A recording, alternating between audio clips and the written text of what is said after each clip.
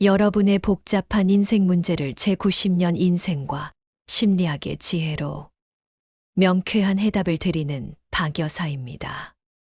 얼마 전 70대 후반의 오랜 후배에게서 전화가 왔습니다. 박사님, 저 좋은 사람이 생겼어요. 남은 인생 이 사람과 함께 해도 될까요? 저는 그 후배의 설레는 목소리를 들으며 제 마음 한편이 철렁 내려앉는 것을 느꼈습니다. 여러분, 저는 사랑을 믿습니다. 나이가 얼마든 사람의 마음이 끌리는 것은 자연스럽고 아름다운 일이지요. 우리는 드라마나 영화에서 황혼의 아름다운 로맨스를 종종 보곤 합니다. 외로운 두 어르신이 만나 서로의 마지막을 지켜주는 모습, 참 아름답게 그려지죠. 하지만 제가 90평생을 살고 또 평생 사람 마음을 들여다보는 공부를 해보니 이것 하나는 확실히 알겠습니다. 우리 나이의 사랑과 결혼은 전혀 다른 문제라는 것입니다. 특히 재혼은 99%의 확률로 아름다운 드라마가 아닌 지독한 현실이 될 가능성이 높습니다. 특히 우리처럼 살아온 날들이 살아갈 날들보다 훨씬 더 많은 나이에는 재혼이라는 선택이 내 인생 마지막 장을 송두리째 뒤흔드는 재앙의 시작이 될 수 있습니다. 오늘은 제가 왜 이토록 극단적인 말씀을 드리는지, 그 이유를 심리학적 근거와 제 실제 주변 사례를 통해 낱낱이 파헤쳐 드리겠습니다. 오늘 이 영상에서는 늙어 죽어도 절대 재혼하면 안 되는 이유 3가지를 깊이 있게 알려드릴 겁니다. 여러분의 남은 인생이 고달파지지 않기를 바라는 간절한 마음으로, 이것은 단순히 돈이나 자식 문제를 넘어 우리의 남은 인생의 존엄성과 정신 건강에 관한 아주 중요한 이야기입니다. 특히 마지막에는 재혼을 통해 우리가 무엇을 얻는지가 아니라 우리가 무엇을 잃게 되는지에 대한 충격적인 진실을 담고 있으니 반드시 끝까지 시청하시어 현명한 판단을 내리시길 바랍니다. 90년을 살며 얻은 지혜는 쉽게 가질 수 있는 게 아니에요. 요즘은 정보가 넘치지만 지혜는 드물어요.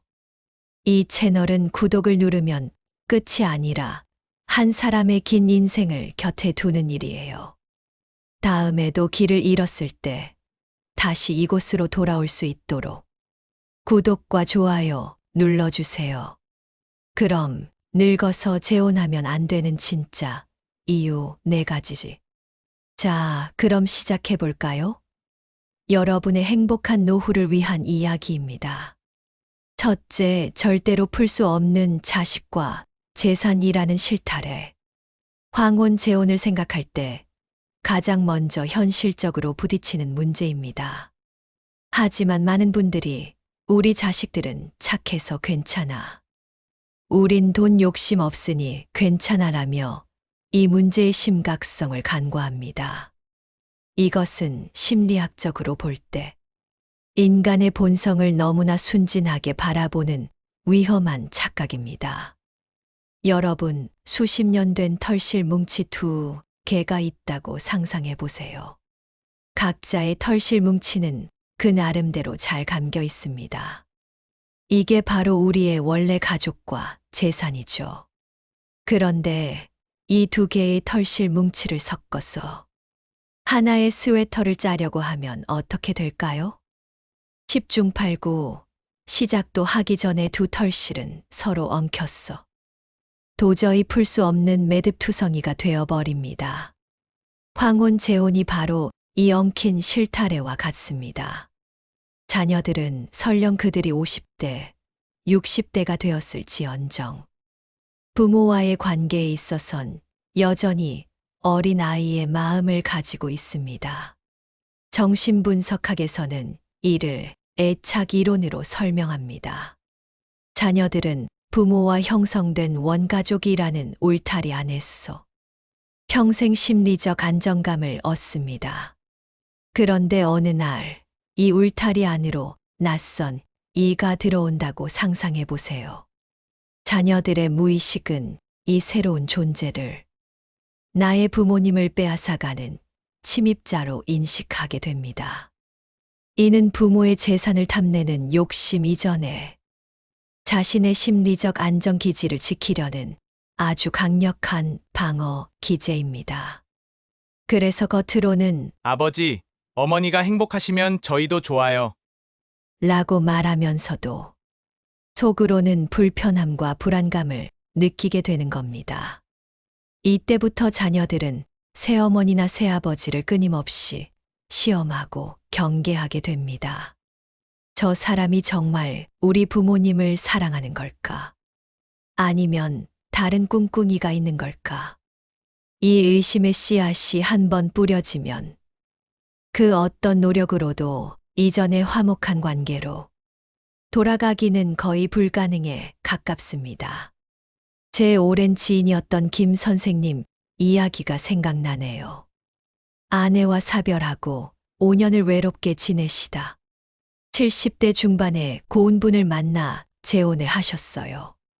김 선생님의 자식들은 처음에는 아버지만 행복하시면 저희는 좋습니다라고 했답니다. 하지만 시간이 지나자 문제가 생기기 시작했습니다. 새어머니의 자식들이 명절이나 생일 때마다 찾아와 김 선생님에게 용돈을 스스럼 없이 요구했습니다. 김 선생님이 편찮으시기라도 하면 김 선생님의 자식들은 새어머니에게 왜 저희 아버지 간병을 제대로 안 하시냐고 불평하고 새어머니는 당신들 아버지는 당신들이 챙겨야지 왜 나만 고생시키냐 하며 맞서 싸웠습니다. 사랑으로 시작했던 관계는 우리 자식, 당신 자식 편이 갈라지는 전쟁터가 되었고 평생 모은 재산은 분쟁의 씨앗이 되어 자녀들은 서로를 헐뜯고 비난하기 시작했습니다. 김 선생님은 늘 한숨을 쉬며 말씀하셨죠. 나는 사랑을 찾으려다 제 피부치와 제 남은 인생 모두를 잃어버렸습니다. 이것이 바로 황혼재혼의 가장 흔하고도 비극적인 결말입니다. 기억하세요. 자식과 재산 문제는 사랑의 힘으로 해결할 수 있는 문제가 아닙니다. 결국 남는 것은 자식들과의 불화, 재산 다툼, 그리고 깊은 원망뿐입니다. 둘째, 서로 다른 두 개의 세상 환상과 현실의 괴리, 습관과 세월이라는 벽, 서로의 마음에 관한 이야기입니다. 젊은 날의 결혼은 비어있는 도화지에 두 사람이 함께 그림을 그려나가는 것과 같습니다. 하지만 황혼의 재혼은 이미 완성된 두 개의 그림을 억지로 한 액자에 끼워 넣으려는 것과 같아요. 그 과정에서 어느 한쪽 그림은 반드시 구겨지거나 찢어지게 마련입니다. 저명한 심리학자 에릭 에릭스는 인간의 발달 단계를 8단계로 나누었습니다.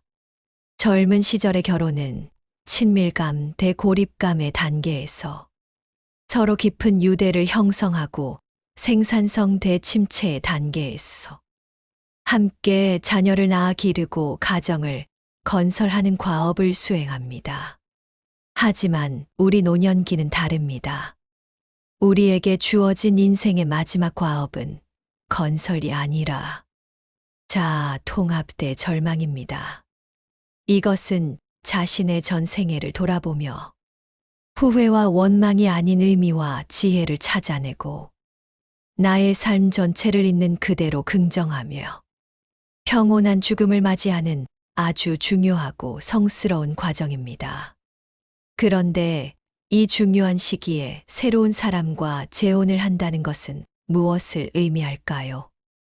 나의 내면을 들여다보며 삶을 정리해야 할 시간에 타인의 감정과 요구에 끊임없이 나를 맞춰야 하는 새로운 과업이 시작되는 겁니다. 나의 역사를 이해하지 못하는 사람에게 나를 설명해야 하고, 그의 자녀들과 새로운 관계를 맺어야 하고, 그의 습관에 나를 적응시켜야 합니다. 자아 통합이라는 고요한 마무리를 향한 여정은 온데간데 없이 사라지고 새로운 관계를 건설하느라 남은 에너지를 모두 소진하게 되는 겁니다. 우리는 적어도 60년, 70년을 나만의 방식으로 살아왔습니다. 아침에 일어나는 시간부터 된장찌개의 간, 이불을 개는 방식, TV 채널의 취향까지. 이 모든 것이 수십 년에 걸쳐 나에게 가장 편안한 방식으로 굳어져 있습니다. 심리학에서는 이를 성격의 경직성이라고도 부릅니다.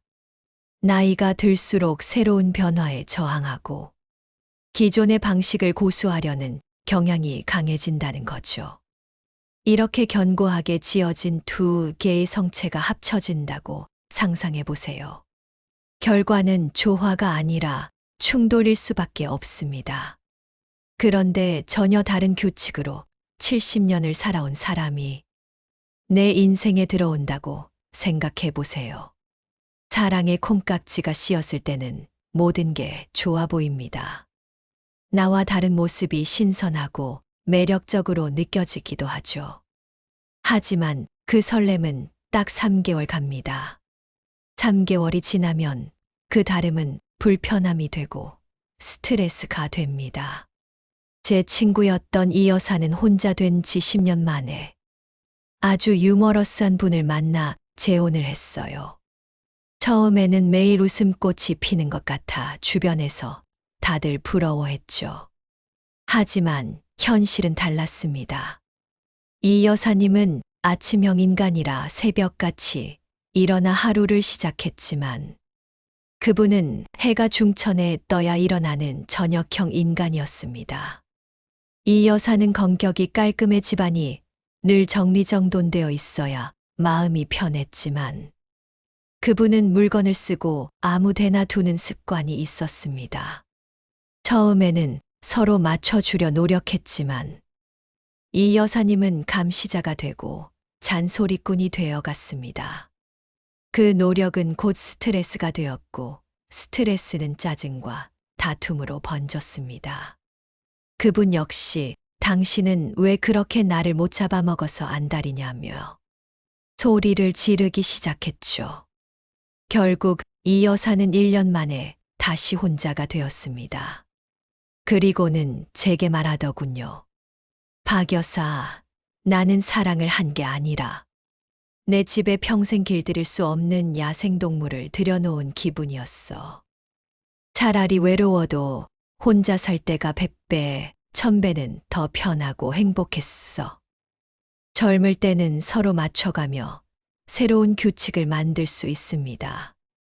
하지만 이 나이에는 60년 넘게 굳어진 습관과 성격을 바꾸는 것은 거의 불가능합니다. 서로를 바꾸려다 지쳐 원수가 되느니 각자의 세상에서 서로를 가끔 그리워하는 편이 훨씬 현명합니다. 셋째, 사랑으로 시작해 병수발로 끝나는 길. 가장 불편한 진실입니다. 황혼 재혼의 이면에는 사랑이라는 이름으로 포장될 돌봄에 대한 불안감이 숨어 있는 경우가 많습니다. 내가 아프면 누가 나를 돌봐주지 하는 두려움이 새로운 배우자를 찾게 만드는 가장 큰 동기가 되기도 한다는 거죠. 생각만 해도 마음이 아프고 서글퍼지는 아주 현실적인 문제입니다. 우리 나이의 만남은 사랑이라는 이름 뒤에 돌봄과 병수발이라는 무거운 그림자를 달고 시작되는 경우가 많습니다. 건강할 때는 서로 의지하고 좋죠. 함께 여행도 다니고 맛있는 것도 먹으러 다니고요. 하지만 우리 나이에 그 건강이 언제까지 갈 거라고 장담할 수 있을까요? 둘 중 한 사람이 먼저 쓰러지게 되면 남은 한 사람은 배우자인 동시에 간병인이 되어야 합니다. 물론 수십 년을 함께 살아온 조강지처 조강지부라면 그 병수발이 헌신이고 사랑일 수 있습니다. 함께 쌓아온 세월과 추억, 그리고 깊은 정이 있기에 가능한 일이죠. 하지만 만난 지 몇 년 안 된 사이라면 어떨까요? 사랑이라는 감정만으로 24시간 잠도 못 자고 대소변을 받아내는 그 고통스러운 시간을 견뎌낼 수 있을까요? 제 동네에 살던 최 선생님이 그런 경우였습니다. 아주 건강하고 활동적이던 분이었는데 70대 초반에 재혼을 하셨어요. 상대 여성분도 고상하고 건강해 보였죠. 그런데 재혼한 지 2년도 채 안 되어 부인에게 치매가 찾아왔습니다. 최 선생님의 노후 계획은 산산조각이 났습니다. 친구들과 여행을 다니고 취미 생활을 하려던 그의 황금 같은 시간은 온전히 아내의 간병으로 채워졌습니다. 밤낮 없이 아내를 돌보느라 정작 본인의 건강이 급격하게 나빠졌고 결국 아내보다 먼저 세상을 떠나고 말았습니다. 사람들은 모두 혀를 차며 말했죠. 재혼만 안 했어도 저렇게 허망하게 가지는 않았을 텐데. 이것이 황혼 재혼의 가장 무서운 함정입니다. 나는 외로움을 달랠 좋은 짝을 원했지만 현실은 감당하기 힘든 짐을 떠안게 될 수 있다는 겁니다. 사랑으로 시작했던 관계가 결국 서로를 원망하고 자신의 신세를 한탄하는 고통의 시간으로 끝날 수 있습니다. 이런 위험한 도박에 우리의 소중한 남은 인생을 걸 수는 없습니다. 넷째, 세상에 단 하나뿐인 나의 왕국이 사라진다. 앞서 말한 세 가지가 다른 사람과의 관계 문제였다면 이것은 오롯이 나 자신을 잃어버리는 것에 대한 이야기입니다. 여러분, 우리는 지금 각자 나만의 왕국을 다스리는 왕이자 여왕으로 살고 있습니다. 내 집이라는 영토 안에서 모든 것은 나의 뜻대로 움직입니다. 리모컨은 늘 내가 두는 곳에 있고, 수건은 내가 좋아하는 방식으로 개어져 있으며, 냉장고 속 반찬들은 내 입맛에 맞는 것들로 채워져 있죠. 아무에게도 방해받지 않고 내가 원하는 시간에 내가 원하는 것을 할 수 있는 완전한 자유. 이것이 바로 우리가 수십 년의 헌신 끝에 얻어낸 가장 값지고 소중한 권리입니다. 하지만 재혼은 이 모든 것을 포기해야 함을 의미합니다. 나의 오랜 습관과 루틴은 이기적인 것으로 치부될 수 있고, 나의 취향이 담긴 물건들은 새로운 살림에 밀려 창고로 사라질 수 있습니다.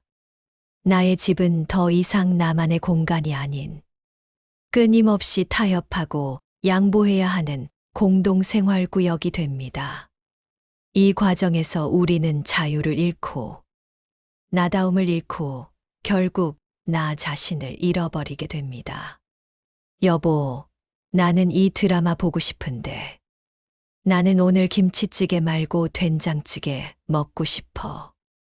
사소해 보이지만 이런 작은 부딪힘이 매일 반복되면 나의 왕국은 더 이상 평화로운 곳이 될 수 없습니다.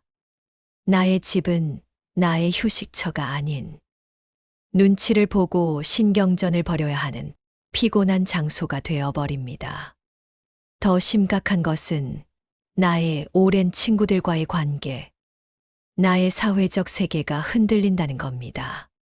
마음 맞는 친구들과 언제든 훌쩍 떠날 수 있었던 여행은 이제 배우자의 허락과 눈치를 봐야 하는 일이 됩니다. 오랜 친구들을 집에 초대하는 것조차 불편해지죠. 제가 만약 지금 재혼을 한다면 상상해 봤습니다. 아침 일찍 일어나 조용히 명상하는 나의 시간.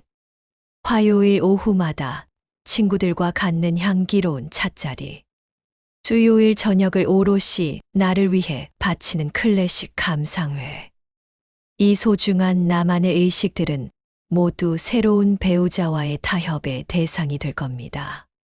저는 더 이상 온전한 박 여사로 존재할 수 없고 누군가의 아내라는 새로운 역할에 갇히게 되겠죠. 생각만 해도 숨이 막힙니다. 우리가 이 나이에 그 모든 자유와 평화를 포기하면서까지 얻어야 할 것이 과연 있을까요? 저는 없다고 생각합니다. 결론적으로 황혼의 재혼은 사랑이라는 이름으로 나를 찾아오는 가장 감미로운 자아 파괴 행위일 수 있습니다. 오늘 제 이야기가 너무 야박하게 들렸을지도 모르겠습니다. 그럼 평생 외롭게 혼자 살라는 말이냐? 하고 서운해 하실 수도 있겠지요. 절대 아닙니다. 노년의 사랑은 더 지혜로워야 한다고 말씀드리는 겁니다. 저는 사랑을 하되 결혼이라는 낡은 틀에 갇히지 말라고 말씀드리는 겁니다. 제가 제안하는 최고의 방법은 스타로 또 같이 사는 지혜입니다. 서로의 삶을 존중하며 아름다운 친구이자 연인으로 지내세요. 손잡고 산책하고 맛있는 식사를 함께하고 좋은 공연을 보러 다니세요. 서로의 가장 좋은 말벗이 되어주고 아플 때 서로의 안부를 물어주는 따뜻한 사이로 지내세요. 하지만 각자의 집, 각자의 재산, 각자의 자녀, 그리고 각자의 독립적인 세계는 반드시 지켜내십시오. 한 지붕 아래 살면서 부딪히는 현실적인 문제들을 피해가고 오직 설레고 좋은 감정만 나누는 겁니다. 이것이야말로 황혼의 사랑이 줄 수 있는 기쁨은 최대로 누리면서 재혼이라는 제도가 주는 고통과 불행은 피할 수 있는 가장 현명한 방법입니다. 오늘 제가 드린 4가지 이유를 마음에 꼭 새겨두세요. 엉켜버릴 자식과 재산이라는 실타래, 서로 다른 습관이라는 벽, 사랑으로 시작해 병수발로 끝날 수 있는 길, 그리고 나만의 왕국이 사라지는 슬픔. 여러분, 인생의 마지막 장은 그 누구도 아닌 오롯이 나 자신을 위해 써야 합니다. 지난 수십 년간 정말 고생 많으셨습니다. 이제는 그 모든 짐을 내려놓고 완전한 자유와 평화를 누릴 자격이 우리에게 있습니다. 다음에도 길을 잃었을 때 다시 이곳으로 돌아올 수 있도록 구독과 좋아요 눌러주세요. 박 여사에게 드리는 작은 인사라고 생각해 주세요. 다정하게 삶을 다독여주는 영상 제작에 큰 힘이 됩니다. 더 궁금한 점은 댓글로 물어봐 주세요. 제 이야기가 여러분의 남은 인생을 더욱 평온하고 존엄하게 만드는데 작은 도움이 되었기를 바랍니다. 감사합니다.